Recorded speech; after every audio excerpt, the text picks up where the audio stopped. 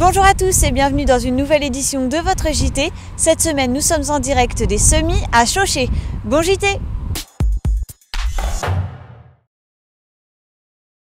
Ce week-end, on a pris une vingtaine de millimètres là, sur le secteur. Et donc c'est conditions à dire idéales. La terre est très souple. On a une bonne humidité, on a une levée rapide. Si les premiers chantiers démarrent à peine dans la plaine, les semis de blé tendre ont débuté dès mi-octobre dans le bocage. À Chauchet, Jonathan Herbreteau et ses associés ont commencé à semer lundi. Je dirais qu'on est grosso modo dans les clous par rapport à l'année passée. Il n'y aurait pas eu d'eau, on aurait sans doute décalé un peu, quoi. Alors aujourd'hui, on est en train de semer du blé. Donc c'est une variété, un hybride. On sème ça à 60 kg. Grosso modo, ça fait 120 grammes au mètre carré. On a des bonnes conditions de semis. Donc on baisse bien la densité de semis. On se permet d'économiser un peu sur ce poste de semence, surtout en hybride, où les semences sont assez chères. Pour donner un ordre d'idée, normalement on sème aux alentours de 150 grains, 150, 140 grains. Là on descend à 120, on pourrait descendre un peu en dessous, mais bon, on fait attention quand même. Donc là, semis, après désherbage, on va le faire courant décembre, généralement, tout dépendra des conditions.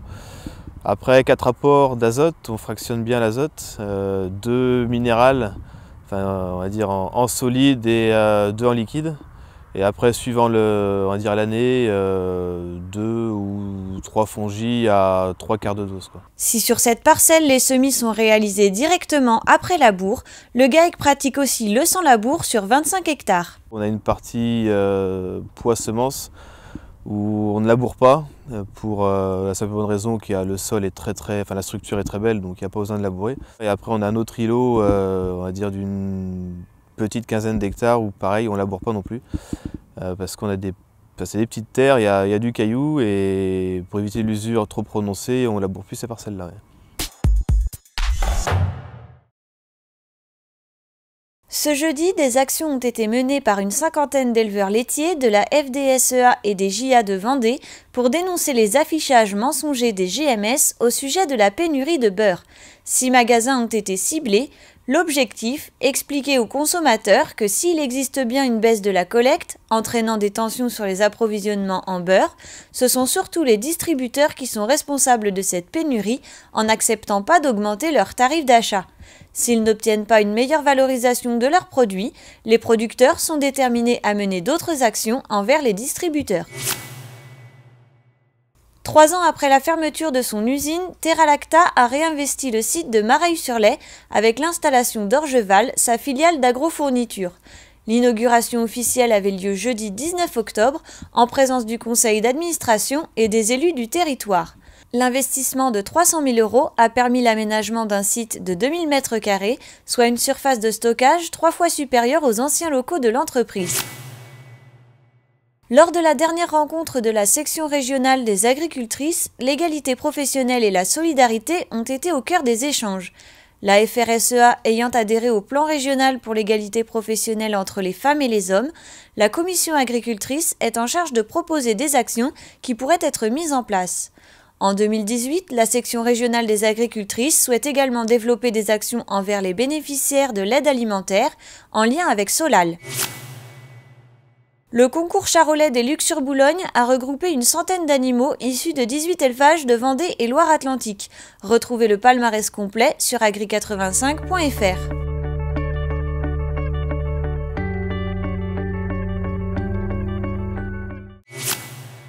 « 1200 personnes ont assisté aux rencontres Racines qui se sont tenues vendredi 20 octobre à La Roche-sur-Yon.